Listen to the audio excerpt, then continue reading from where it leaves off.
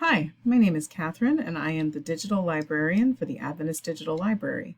In this tutorial, I will show you a few tips for searching the complete Adventist Digital Library collection.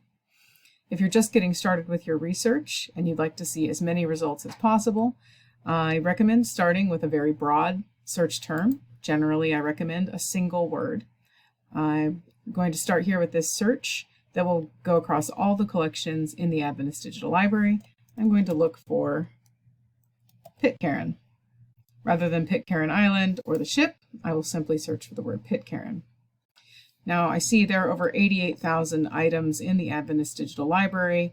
I've received some results here. It's a manageable number, but if I wanted to reduce the number of results by the type or by date, I can use these filters along the left-hand side of the page.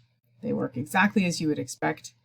Let's go ahead and enter one of these works and see how you can actually read and find the location where your keyword has appeared. So in this instance, I'm going to filter for just periodicals. If I wanted to remove that filter and go back in my search, I could use the little X at the top of the page.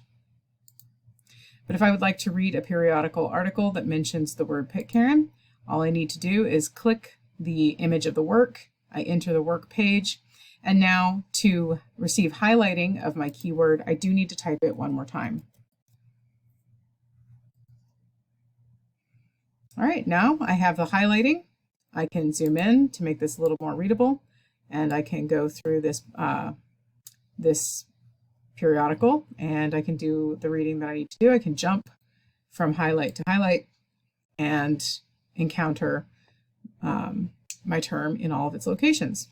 When I'm finished with this work, I can go back and I can return to my original search and then find something else that I might like to look at.